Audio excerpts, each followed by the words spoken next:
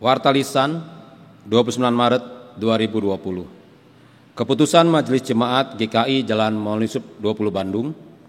Salam dalam kasih Kristus. Anggota jemaat dan simpatisan GKI Jalan Maulana Yusuf 20 Bandung yang terkasih, berdasarkan surat edaran dari pemerintah pusat maupun daerah, demikian juga surat edaran dari Badan Pekerja Majelis Sinode GKI dan keputusan rapat BPMJ GKI Jalan Maulana Yusuf 20 Bandung pada tanggal 26 Maret 2020, setelah melalui pergumulan, pertimbangan etis, teologis, sosial, dan demi menjaga keselamatan umat sebagai upaya memutus rantai penyebaran virus COVID-19, maka Majelis Jemaat GKI Maulana Yusuf 20 Bandung mengambil sikap sebagai berikut. Pertama, kebaktian minggu, kebaktian umum, kebaktian pemuda, kebaktian remaja, kebaktian anak atau sekolah minggu selama bulan April 2020 tidak dilaksanakan di ruang kebaktian GKI Jalan Maulana Yusuf 20 Bandung dan di bakal jemaat kauluyaan.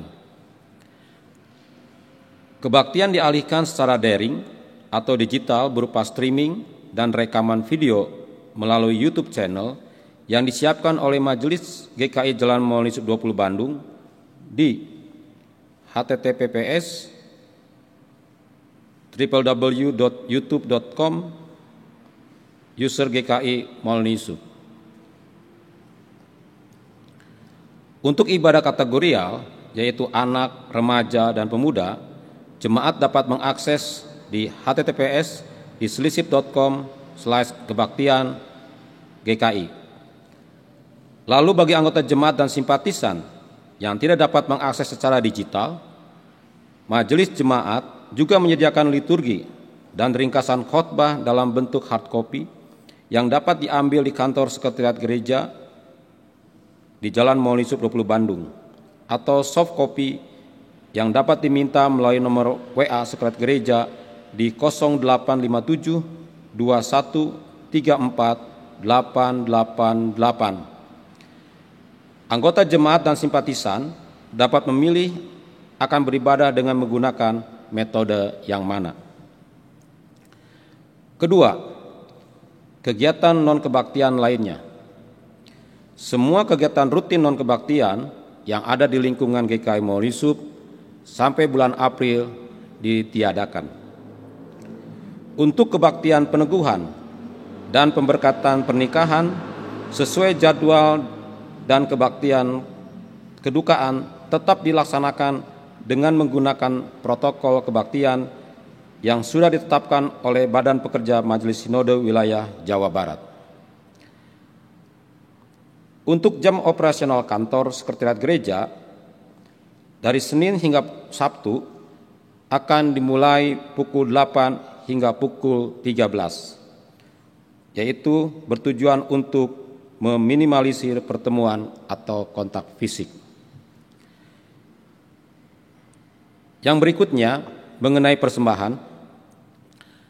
Dalam kebaktian ini kita juga akan mengumpulkan kolekte seperti biasanya. Lalu bagaimana cara kita melakukannya? Siapkanlah amplop persembahan kita. Nanti pada waktu ritual perkumpulan kolekte, taruhlah amplop itu di sebuah tempat. Kumpulkanlah amplop-amplop itu dari minggu ke minggu. Nanti pada waktu kita bisa beribadah lagi di gedung gereja, bawalah semua persembahan itu untuk diserahkan ke gereja di tempat kita beribadah. Persembahan itu dapat juga dikirim ke gereja melalui rekening BCA di nomor 282 300 4001 atas nama GKI Jalan Maulana Yusuf nomor 20 Bandung, atau ke rekening BCA nomor 282 400 9090 atas nama Gereja Kristen Indonesia untuk Bajem Kauluyaan. Demikian warta lisan kita pada hari ini. Terima kasih atas perhatian Bapak Ibu. Tuhan memberkati kita semua.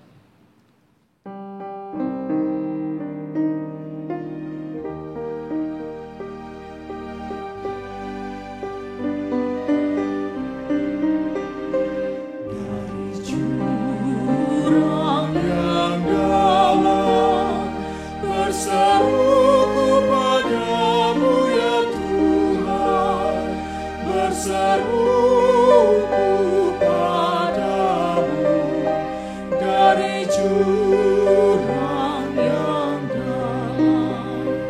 Ya Tuhan, dengarkanlah suaraku, biarlah telingamu beri perhatian kepada suara permohonanku. Dengarkanlah suaraku, ya Tuhan.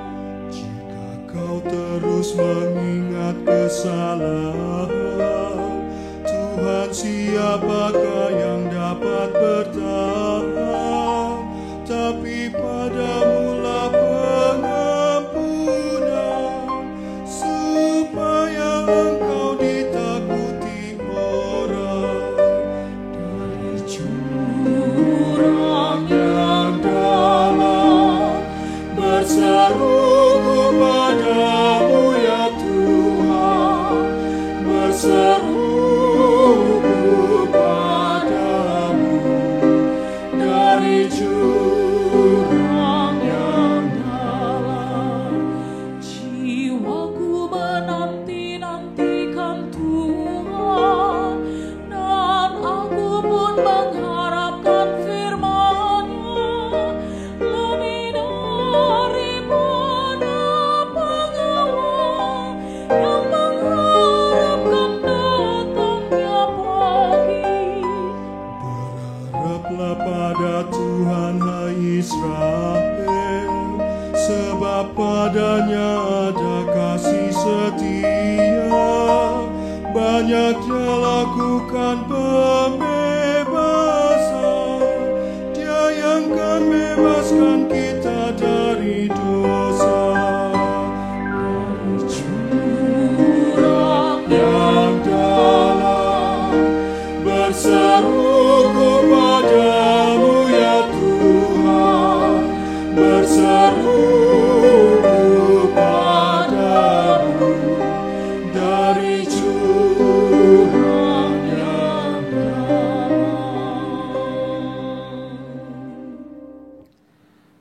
Damai Kristus beserta kita semua.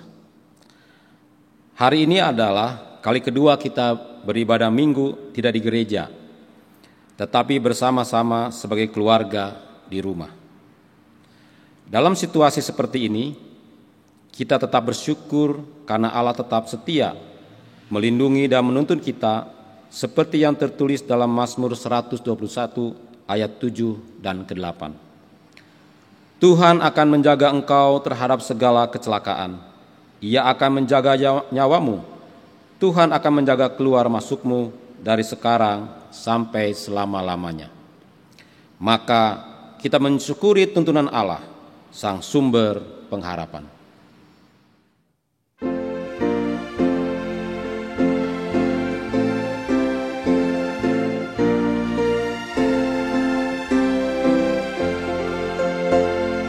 Tuntun aku, Tuhan Allah, lewat gurun dunia.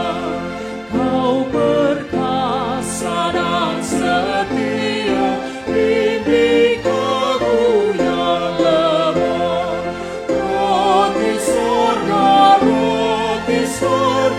puaskanlah jiwaku.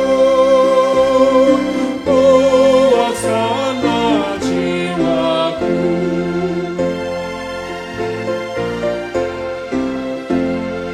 Buka sumber air hidup, menyembuhkan jiwaku, dan berjalanlah di muka dengan tiang awanmu.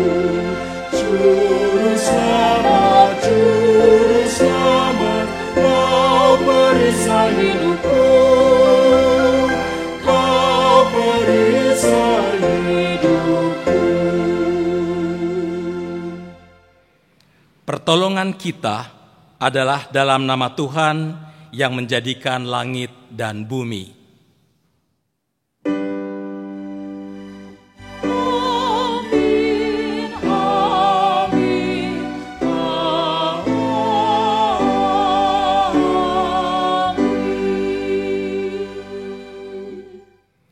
Tuhan beserta saudara. Dan beserta saudara juga. Jemaat Tuhan, kematian adalah salah satu momen kritis dalam hidup manusia. Kedukaan akibat kematian orang yang dikasihi dapat mengaburkan pengharapan kepada Tuhan. Begitu juga dengan Maria dan Marta yang bergumul karena kematian saudara mereka Lazarus. Hidup kita saat ini mungkin seperti Maria dan Marta, terjebak dalam pergumulan hebat yang membuat kita kehilangan harapan. Pada Minggu Prapaskah kelima ini, kita diajak untuk menghayati makna pengharapan di tengah keputusasaan. Allah senantiasa menyediakan pengharapan bagi setiap orang. Yesus yang berkuasa menghidupkan Lazarus, berkuasa juga memulihkan kita dari keputusasaan.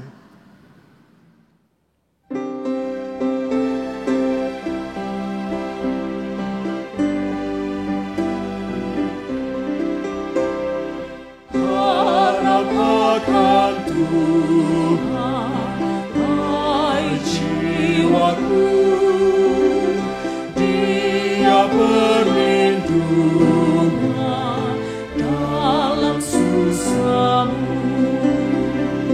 Jangan resah, tabah berserah, karena habislah bagi mereka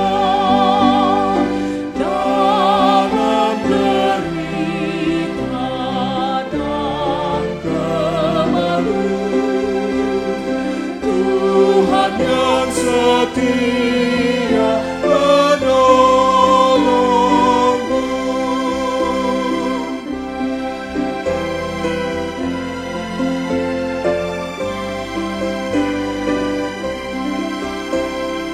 Harap akan Tuhan, hai jiwaku, Dia perlindungan dalam susahmu.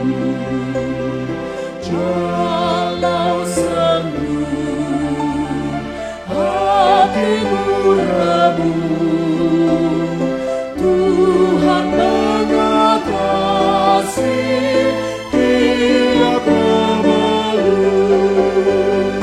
Ya Tuhan, tolongku yang lemah, setiamu kokoh selamanya.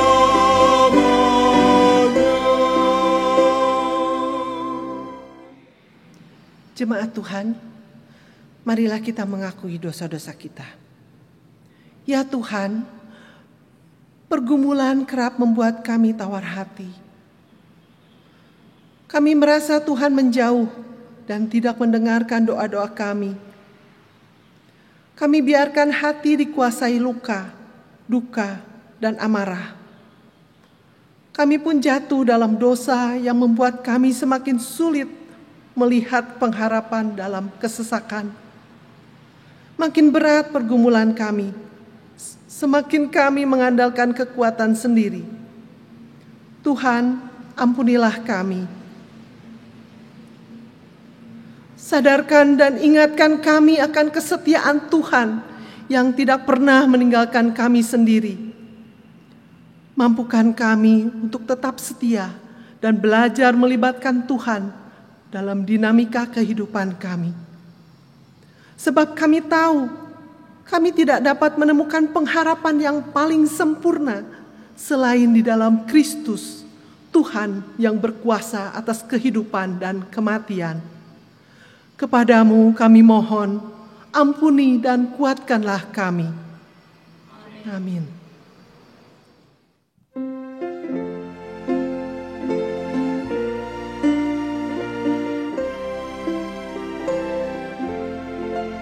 Bagai rusa berteriak cari sumber air sejuk, demikian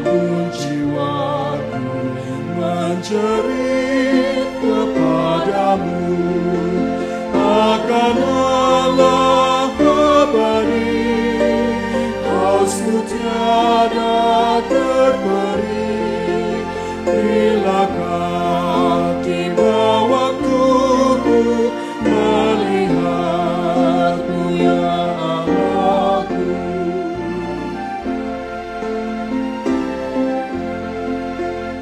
Apakah sebab kau tunduk dan gelisah jiwaku? Janganlah kau putus asa, Tuhanlah harapanmu. Kan ku puji dan terus kuasa Allah yang kudus. Karena itulah hentikan keluhanmu dan rinduan.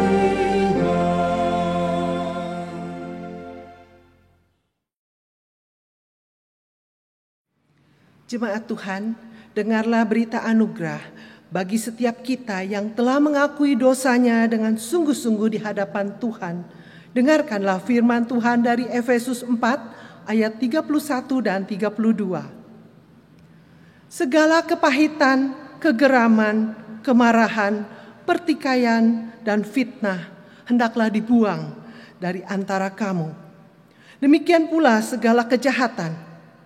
Tetapi hendaklah kamu ramah seorang terhadap yang lain, penuh kasih mesra dan saling mengampuni, sebagaimana Allah di dalam Kristus telah mengampuni kamu. Di dalam Kristus engkau telah diampuni. Di dalam Kristus engkau pun telah diampuni. Damai Kristus bagimu. Damai Kristus bagimu juga.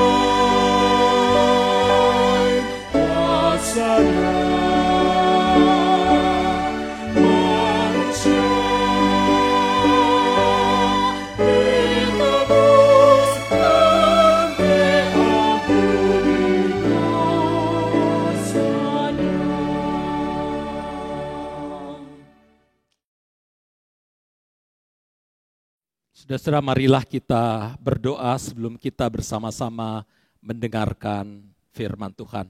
Mari kita berdoa. Ya Tuhan, pada saat ini kami semua hendak mendengarkan firman-Mu. Kiranya Tuhan menyapa kami di tengah-tengah situasi persoalan, tantangan, dan masalah yang kami hadapi. Tuhan tolong memberikan kepada kami kekuatan, sehingga sungguh-sungguh Bapa di tengah situasi apapun, kami tetap percaya kepadamu, kami tetap yakin bahwa Engkau hadir dan Engkau akan senantiasa memberikan kepada kami kekuatan untuk menghadapi dan mengatasi tantangan ini. Berfirmanlah ya Bapa, demi Kristus Yesus kami berdoa. Amin. Saudara-saudara yang dikasihi oleh Tuhan Yesus Kristus, saya mengajak saudara membaca dari Yohanes pasal 11, ayat yang pertama hingga yang ke-45. Yohanes pasal 11 ayat yang pertama hingga yang ke-45. Ada seorang yang sedang sakit, namanya Lazarus. Ia tinggal di Betania, kampung Maria dan adiknya Marta. Maria ialah perempuan yang pernah meminyaki kaki Tuhan dengan minyak mur dan menyekanya dengan rambutnya. Dan Lazarus yang sakit itu adalah saudaranya. Kedua perempuan itu mengirim kabar kepada Yesus. Tuhan, dia yang Engkau kasihi sakit. Ketika mendengar kabar itu ia berkata, penyakit itu tidak akan membawa kematian, tetapi akan menyatakan kemuliaan Allah. Sebab oleh penyakit itu, anak Allah akan dimuliakan. Yesus memang mengasihi Marta dan kakaknya dan Lazarus. Namun setelah didengarnya bahwa Lazarus sakit, ia sengaja tinggal 2 hari lagi di tempat di mana ia berada. Tetapi sesudah itu ia berkata kepada murid-muridnya, mari kita kembali lagi ke Yudea. Murid-murid itu berkata kepadanya, Rabi, baru-baru ini orang-orang Yahudi mencoba melempari engkau. Masih maukah engkau kembali ke sana? Jawab Yesus, bukankah ada 12 jam dalam satu hari? Siapa yang berjalan pada siang hari, kakinya tidak terantuk, karena ia melihat terang dunia ini. Tetapi jikalau seorang berjalan pada malam harinya, kakinya terantuk, karena terang tidak ada di dalam dirinya. Demikianlah perkataannya, dan sesudah itu ia berkata kepada mereka, Lazarus saudara kita telah tertidur, tetapi aku pergi ke sana untuk membangunkan dia dari tidurnya. Maka kata murid-murid itu kepadanya, Tuhan, jikalau ia tertidur, ia akan sembuh. Tetapi maksud Yesus ialah tertidur dalam arti mati. Sedangkan sangka mereka, Yesus berkata tentang tertidur dalam arti biasa. Karena itu Yesus berkata dengan terus terang, Lazarus sudah mati. Tetapi syukurlah aku tidak hadir pada waktu itu, sebab demikianlah lebih baik bagimu, supaya kamu dapat belajar percaya. Marilah kita pergi sekarang kepadanya. Lalu Thomas yang disebut Didimus berkata kepada teman-temannya, yaitu murid-murid yang lain, marilah kita pergi juga untuk mati bersama-sama dengan dia. Maka ketika Yesus tiba, didapatinya Lazarus telah 4 hari berbaring di dalam kubur. Betania terletak dekat Yerusalem dan kira-kira 2 mil jauhnya. Di situ banyak orang Yahudi telah datang kepada Marta dan Maria untuk menghibur mereka berhubung dengan kematian saudaranya. Ketika Marta mendengar bahwa Yesus datang, ia pergi mendapatkannya, tetapi Maria tinggal di rumah.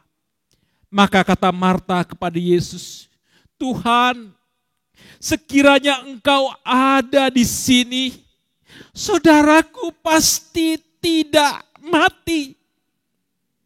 Tetapi sekarang pun aku tahu bahwa Allah akan memberikan kepadamu segala sesuatu yang kau minta kepadanya.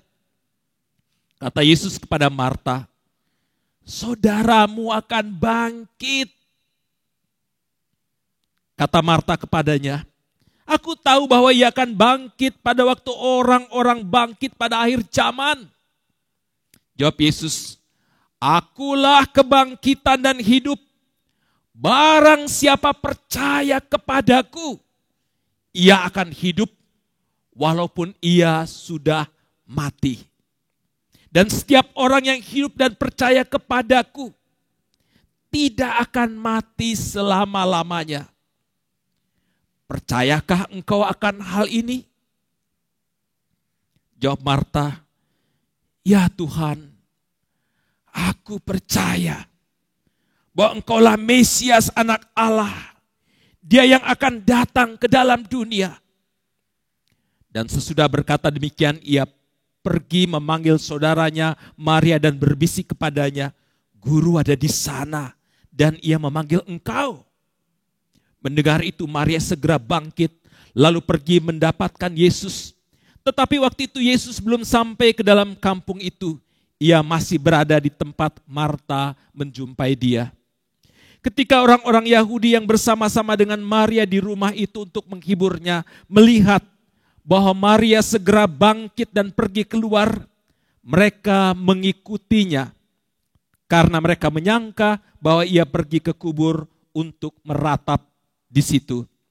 Setibanya Maria di tempat Yesus berada dan melihat dia, tersungkurlah ia di depan kakinya dan berkata kepadanya, Tuhan, sekiranya engkau ada di sini, saudaraku pasti tidak mati. Ketika Yesus melihat Maria menangis dan juga orang-orang Yahudi yang datang bersama-sama dia, masyulah hatinya. Ia sangat terharu dan berkata, di manakah kamu baringkan? Jawab mereka, Tuhan, marilah dan lihatlah. Maka menangislah Yesus. Kata orang Yahudi, lihatlah betapa kasihnya kepadanya. Tetapi beberapa orang diantaranya berkata, ia yang memelekkan mata orang buta, tidak sanggupkah ia bertindak sehingga orang ini tidak mati? Maka masyurlah pula hati Yesus. Lalu ia pergi ke kubur itu. Kubur itu adalah sebuah gua yang ditutup dengan batu. Kata Yesus, angkat batu itu. Marta, saudara orang yang meninggal itu berkata kepadanya, Tuhan, ia sudah berbau. Sebab sudah 4 hari ia mati. Jawab Yesus, bukankah sudah kukatakan kepadamu, jikalau engkau percaya, engkau akan melihat kemuliaan Allah. Maka mereka mengangkat batu itu. Lalu Yesus menengadah ke atas dan berkata, Bapa, aku mengucap syukur kepadamu karena engkau telah mendengarkan aku. Aku tahu bahwa engkau selalu mendengarkan aku, tetapi oleh karena orang banyak yang berdiri di sini mengelilingi aku mengatakannya supaya mereka percaya bahwa engkaulah yang telah mengutus aku. Dan sesudah berkata demikian, berserulah ia dengan suara keras, Lazarus, marilah keluar. Orang yang telah mati itu datang keluar.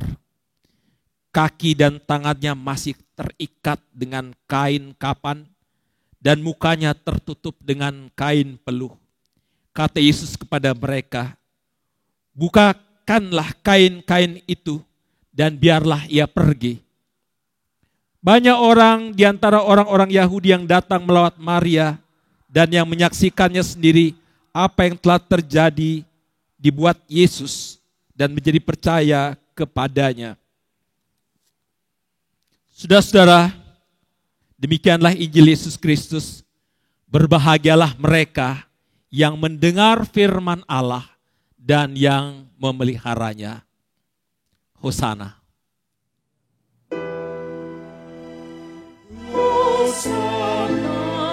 Hosana, Hosana.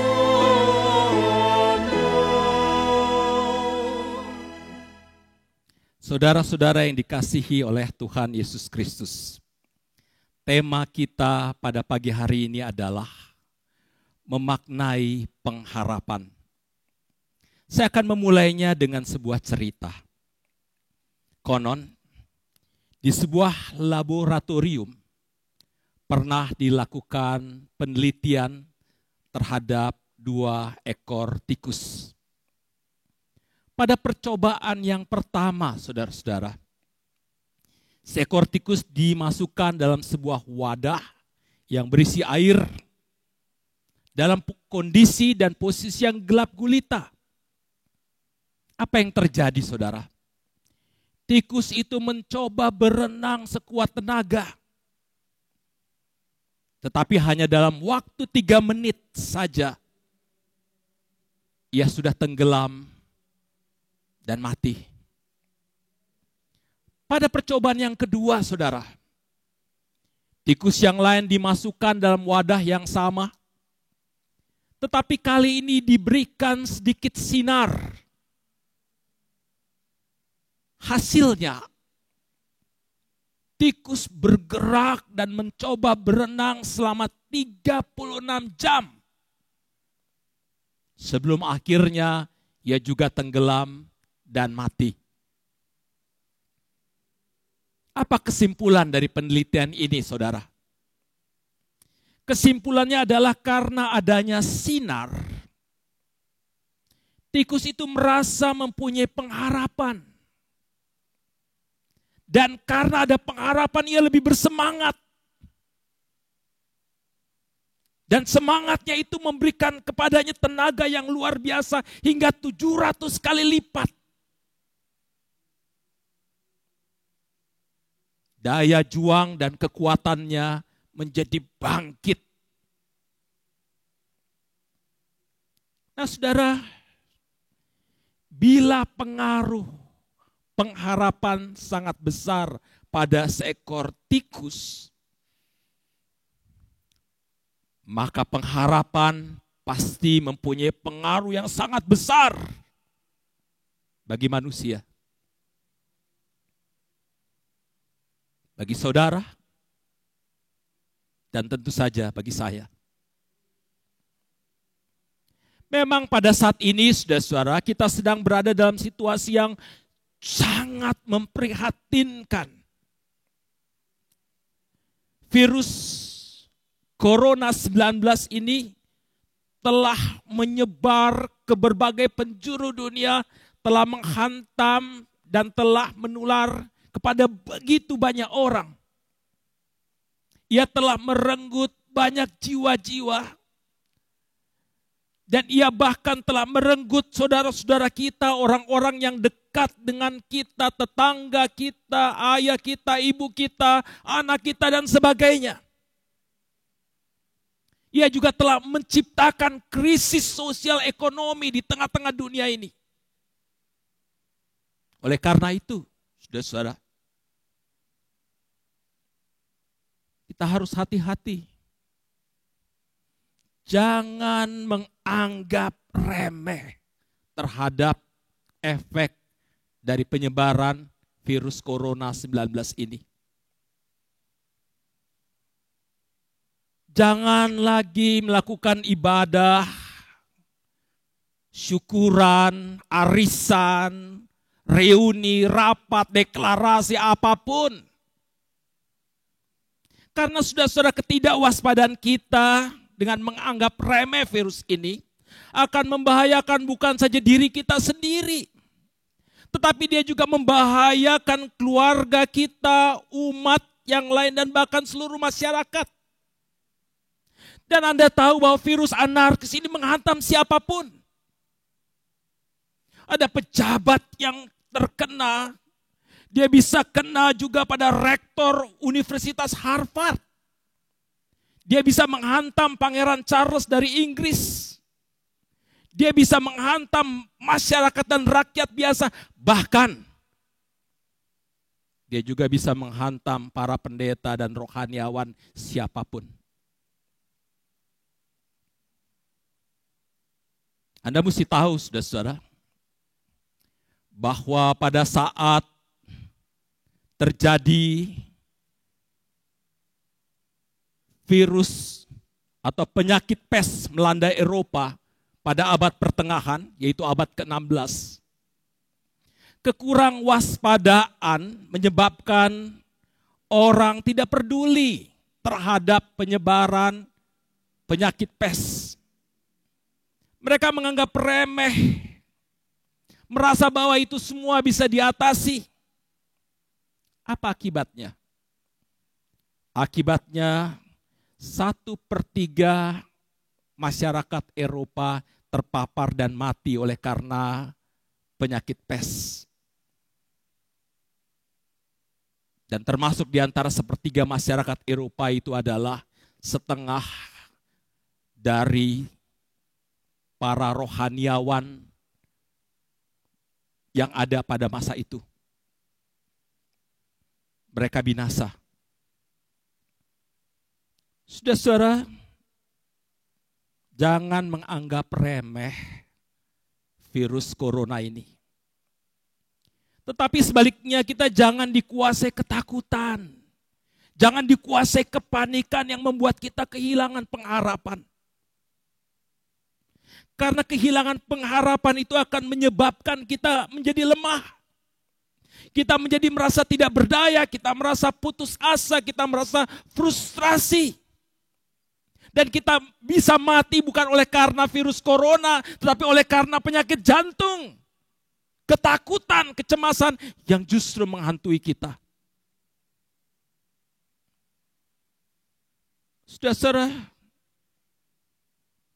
kalaupun Anda sekarang terkena virus corona, kalaupun Anda sekarang terpapar virus corona, jangan takut dan jangan khawatir. Jangan kehilangan pengharapan. Ia bukan hukuman Allah bagi Anda. Di dalam statistik mengatakan, saudara-saudara, ini hal yang menggembirakan. Hanya sebagian kecil saja orang mati karena virus corona. Sebagian kecil yang mati itu karena terlambat ditangani dan dirawat. Oleh karena itu, bila Anda pada saat ini terpapar oleh virus corona, jangan Anda dikuasai ketakutan. Jangan Anda dikuasai kekhawatiran yang berlebihan. Selalu punya pengharapan. Dan pengharapan itu memberikan kepada Anda kekuatan. Saudara-saudara, kita belajar dari cerita Lazarus. Saat Lazarus sakit keras, Maria dan Marta menjadi panik. Mereka cemas, mereka gelisah. Di dalam segala kepanikan dan kegelisahan itu, saudara-saudara, apa yang mereka lakukan? Mereka berupaya untuk mendapatkan Yesus. Dan mereka menemui Yesus, mereka mengatakan, Yesus segera balik. Karena Lazarus sakit, segera balik. Mereka tahu di dalam Yesus ada pengharapan. Tetapi apa kata Injil Yohanes? Yesus tidak segera datang. Yesus malah tetap berada di tempatnya selama 2 hari. Anda bisa bayangkan betapa makin panik dan makin cemasnya Maria dan Marta dan bahkan Lazarus yang pada saat itu sedang sakit. Yesus yang mereka harapkan belum juga muncul. Dan memang pada akhirnya saudara-saudara pengharapan mereka itu buyar, pupus total begitu Lazarus mati. Sekali lagi saudara-saudara, kelemahan terbesar manusia kita semua, saudara dan saya adalah pada saat kita menghadapi krisis dan persoalan, kita justru kehilangan pengharapan. Marta dan Maria kehilangan pengharapan. Mereka berkata kepada Yesus, Tuhan.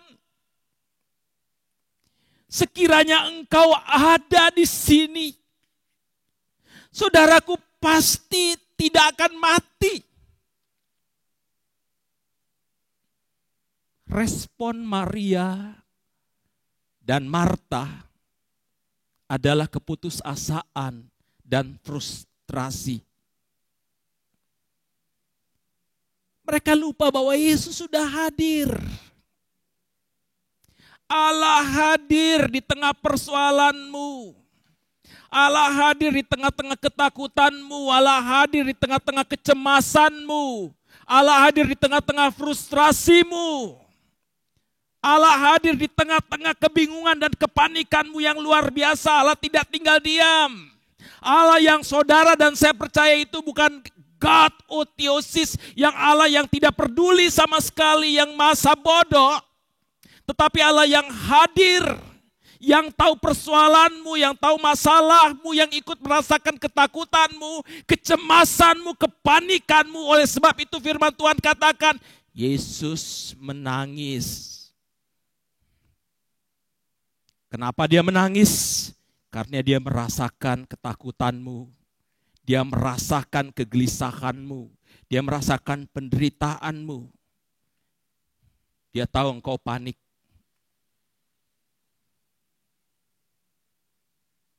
Saudara, Yesus hadir. Ini yang Maria dan Marta lupa. Di tengah-tengah situasi genting apapun, saudara, di tengah-tengah ketakutan apapun, di tengah-tengah kepanikan apapun, kita harus ingat, Yesus hadir. Yesus tidak tinggal diam. Ya, sekarang ada dengan engkau. Saudara, kemudian Yesus menjawab Marta dan Maria. Saudaramu akan bangkit. Akulah kebangkitan dan hidup. Barang siapa percaya kepadaku, ia akan hidup walaupun ia sudah mati. Lalu Yesus mengajukan sebuah pertanyaan penting kepada Marta. Pertanyaan yang bagus, yang sangat substantif, yang juga ditujukan kepada saudara dan saya. Percayakah engkau akan hal ini? Percayakah engkau bahwa akulah kebangkitan dan hidup? Percayalah engkau bahwa di tengah-tengah pergumulan dan persoalanmu, aku hadir. Percayakah engkau? Lalu Maria menjawab. Dia katakan, Tuhan, kata Marta, aku percaya. Aku yakin. Aku percaya engkau akan menolongku. Aku berserah kepadamu. Aku tahu bahwa aku rapuh di tengah-tengah situasi ini. Aku tahu bahwa aku tidak mampu mengatasi situasi ini. Aku tahu bahwa aku seringkali dikuasai oleh frustrasi dan ketakutan. Tapi pada saat ini, aku percaya. Aku yakin. Aku percaya engkau akan menolongku. Saudara-saudara, apa yang bisa kita petik dari cerita Lazarus ini? Pertama,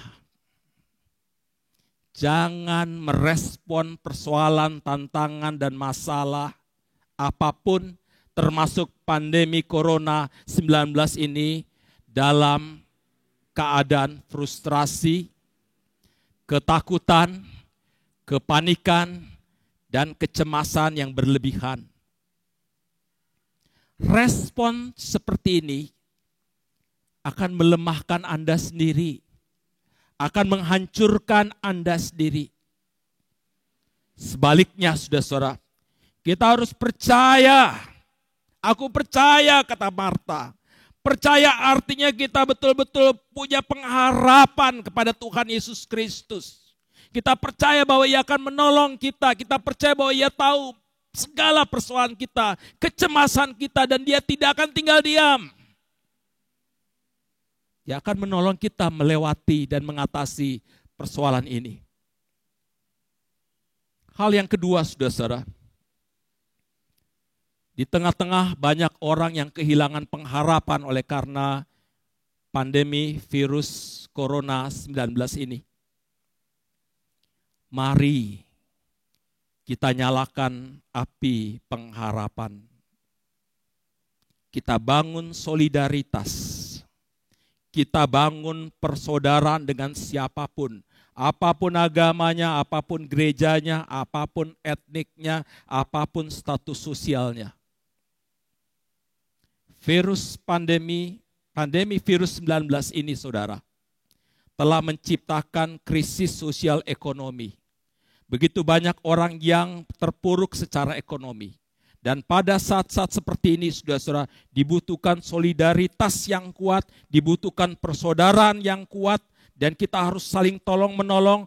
Pada saat seperti ini bukan saatnya kita berupaya untuk menyelamatkan diri sendiri. Sebaliknya kita justru berupaya untuk saling menyelamatkan. Gereja yang baik, saudara-saudara, adalah gereja yang bukan pada saat seperti ini diam di tempat dan tidak peduli atau apatis terhadap segala sesuatu yang di luar sana. Gereja yang baik justru keluar, membangun solidaritas, mendukung mereka atau siapapun yang pada saat ini berjerih payah berjuang mati-matian untuk mengatasi penyebaran virus corona. Saudara-saudara, kita punya pengharapan. Salah satunya ada begitu banyak orang yang menyediakan diri untuk menolong mereka yang menjadi korban virus COVID-19 dan berusaha untuk mengatasi penyebaran COVID-19 ini. Ada para dokter, ada suster, ada karyawan rumah sakit, ada juga orang-orang yang menjadi sukarelawan untuk menyemprot sanitizer di rumah-rumah dan di berbagai gedung-gedung ibadah. Kita harus menolong mereka. Mereka lah yang berada di garis depan. Kita harus mendoakan mereka. Kita bangun solidaritas bersama. Kita percaya, saudara, bahwa tantangan persoalan yang berat akibat pandemi COVID-19 ini hanya bisa diatasi ketika kita bersama-sama, apapun agama, etniknya, status sosialnya, ideologi politiknya, atau apapun. Itu bersatu, membangun solidaritas, dan bersama kita pasti bisa. Tetapi yang terpenting dari itu adalah kita harus letakkan pengharapan kita pada Allah dalam Yesus Kristus. Di dalam pengharapan kepadanya, kita tidak akan sia-sia. Kita akan memperoleh kekuatan yang dahsyat untuk menghadapi dan mengatasi tantangan ini. Tuhan beserta saudara. Amin.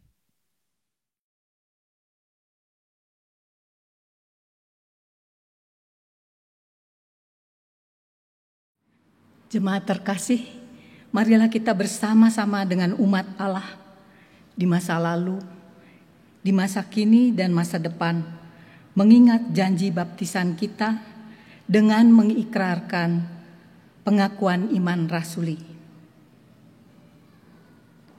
Aku percaya kepada Allah, Bapa yang Maha Kuasa, Khalik langit dan bumi, dan kepada Yesus Kristus, Anaknya yang tunggal Tuhan kita, yang dikandung dari Roh Kudus, lahir dari anak darah Maria, yang menderita sengsara di bawah pemerintahan Pontius Pilatus, disalibkan, mati dan dikuburkan, turun ke dalam kerajaan maut.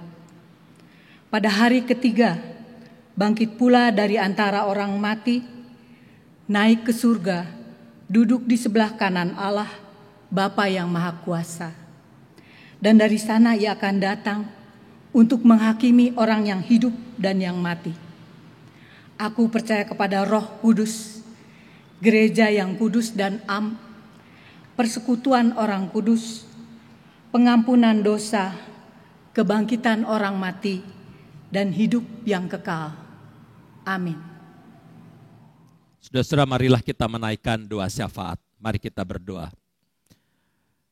Bapa kami yang dalam surga, kami bersyukur kepadamu ya Tuhan, bahwa di tengah-tengah situasi, tantangan, pergumulan, persoalan, di tengah-tengah kekhawatiran dan ketakutan kami, Engkau mengingatkan kami semua bahwa Engkau bukanlah Allah yang diam, apatis dan tidak peduli, tapi Engkau datang dan hadir. Engkau merasakan ketakutan kami, Engkau merasakan kepedihan kami, Engkau merasakan kesedihan kami, dan Engkau senantiasa menolong kami, menjaga kami, merangkul kami, mengangkat kami, dan memeluk kami, menuntun kami melewati berbagai tantangan-tantangan, pergumulan dan persoalan yang kami hadapi. Tuhan, kami percaya Engkau akan memberkati bangsa Indonesia. Kami percaya Engkau akan memberkati bangsa-bangsa di dunia yang pada saat ini sedang menghadapi berbagai persoalan, terutama oleh karena pandemi COVID-19.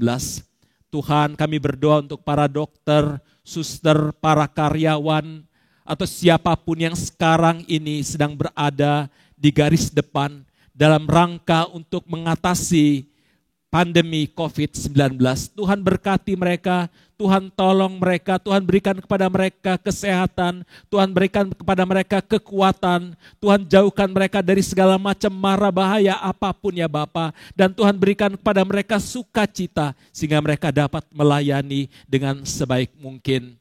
Bapa, kami juga berdoa ya Tuhan untuk setiap pribadi yang pada saat ini mendengarkan ibadah dan mengikuti ibadah ini. Engkau juga memberkati, Engkau menolong mereka, Engkau memegang mereka, Engkau memeluk mereka, Engkau memberikan kepada mereka pengharapan. Sehingga di tengah-tengah situasi seperti ini Tuhan, mereka tidak kehilangan pengharapan, tetapi mereka percaya, mereka yakin bahwa Yesus Kristus ada bersama-sama dengan mereka pada saat ini dan akan menolong mereka sehingga mereka akan melalui berbagai tantangan lembah kekelaman ini dengan kekuatan dari Tuhan dan mereka akan muncul sebagai pemenang. Bapa Surgawi, pada saat ini kami juga berdoa untuk mereka yang sedang terpapar oleh karena sakit COVID-19. Tuhan, berikanlah kepada mereka kekuatan, berikanlah kepada mereka kesembuhan, berikanlah kepada mereka iman yang kuat, berikanlah kepada mereka kesukacitaan, sehingga di tengah-tengah situasi apapun, terutama pada saat mereka terpapar sakit oleh karena virus Corona 19 ini, mereka tetap bangkit, mereka tetap memiliki pengharapan, mereka tetap bersukacita, dan biarlah Bapa dengan kuasa Tuhan, dan dengan pertolongan para dokter dan suster, dengan berbagai obat-obatan yang mereka dapatkan, mereka akan pulih kembali. Terima kasih Bapa untuk cinta-Mu, untuk berkat-Mu, untuk pertolongan-Mu. Kami percaya Tuhan akan menolong kami semua. Terima kasih ya Bapa, tolong kami juga ya Tuhan di tengah-tengah krisis oleh karena pandemi COVID-19 ini, muncul berbagai masalah-masalah ekonomi, muncul berbagai masalah-masalah kemiskinan. Tuhan tolong kami semua ya Bapa, sehingga kami tidak menjadi gereja yang apatis, kami tidak menjadi gereja yang skeptis, yang masa bodoh. Kami juga menjadi bangsa yang justru mampu membangun solidaritas, mampu membangun persaudaraan. Kami mampu menolong siapapun yang membutuhkan, sehingga mereka semua dapat bersukacita karena mereka tidak sendirian, tetapi senantiasa ada saudara-saudari yang berada di sisi mereka yang senantiasa menolong mereka. Terima kasih ya Bapa, terpujilah nama-Mu. Kami persembahkan doa kami ini hanya dalam satu nama, Yesus Kristus Tuhan dan Allah kami yang telah mengajarkan kami berdoa. Bapa kami yang di sorga, dikuduskanlah nama-Mu, datanglah kerajaan-Mu, jadilah kehendak-Mu di bumi seperti di sorga. Berikanlah kami pada hari ini makanan kami yang secukupnya, dan ampunilah kami akan kesalahan kami, seperti kami juga mengampuni orang yang bersalah kepada kami. Dan janganlah membawa kami ke dalam pencobaan, tetapi lepaskanlah kami dari yang jahat. Karena Engkaulah yang mempunyai kerajaan dan kuasa dan kemuliaan sampai selama-lamanya. Amin. Bawalah persembahan kita dengan sukacita kepada Tuhan dan dengarlah firman Tuhan dari 2 Korintus 9 ayatnya yang ke-7. Hendaklah masing-masing memberikan menurut kerelaan hatinya, jangan dengan sedih hati atau karena paksaan. Sebab Allah mengasihi orang yang memberi dengan sukacita.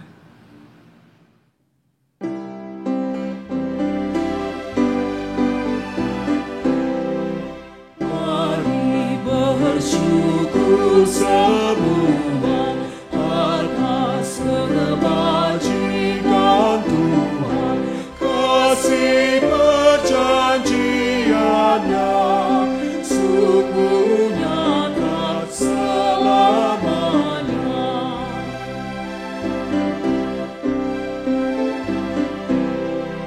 Dia yang mengingat kita dalam susah dan derita, kasih perjanjiannya sungguh nyata selamanya.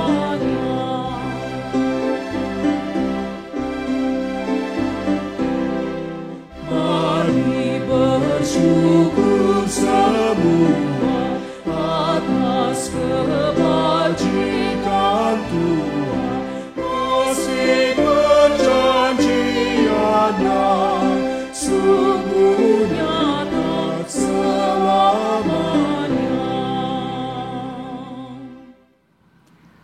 Marilah kita berdoa. Allah Bapa yang pengasih lagi penyayang, dalam keprihatinan kami akan situasi Indonesia saat ini, kami belajar untuk tetap mengucap syukur, dan inilah wujud ungkapan syukur kami yang terbaik. Terimalah ya Tuhan, karena kami memberi dengan sukacita. Amin. Saudara, hidup dan pergumulan adalah seperti dua sisi mata uang. Yang mustahil hanya kita alami adalah salah satu saja. Namun jangan biarkan hatimu takut dan kecut. Kemenangannya atas maut menjamin keselamatan dan pengharapan dalam hidup kita.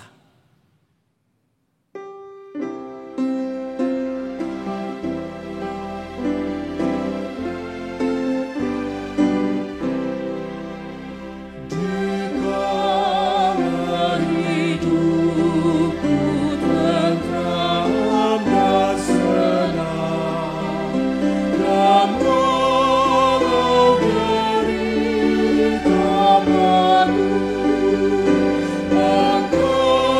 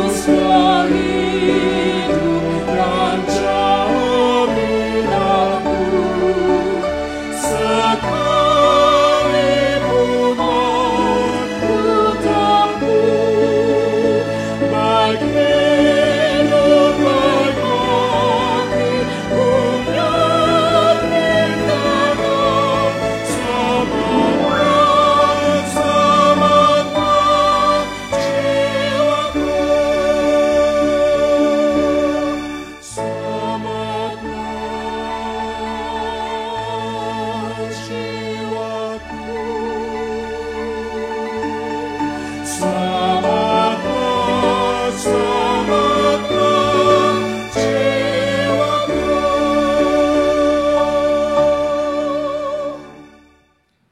Arahkanlah hatimu kepada Tuhan. Kami mengarahkan hati kami kepada Tuhan. Jadilah saksi Kristus. Syukur kepada Allah, Terpujilah Tuhan. kini dan selamanya. Tuhan memberkati dan melindungimu. Dia menjagamu menghadapi pergumulan. Dia menemanimu merasakan keputusasaan. Dia merengkuhmu dalam kehangatan dan memperlengkapimu dengan pengharapan. Sampai saat kita bertemu lagi, kiranya persekutuan kasih Allah Bapa, Anak dan Roh Kudus senantiasa menyertai kamu kini dan selamanya.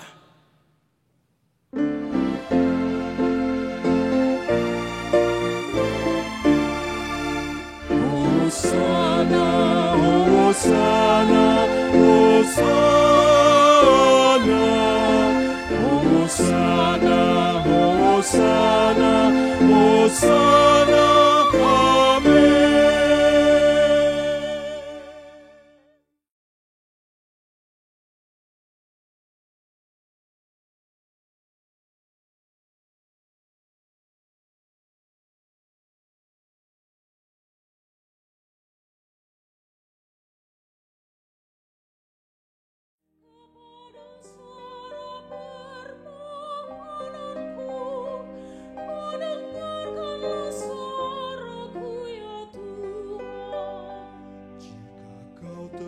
Mengingat kesalahan Tuhan, siapakah yang dapat bertahan?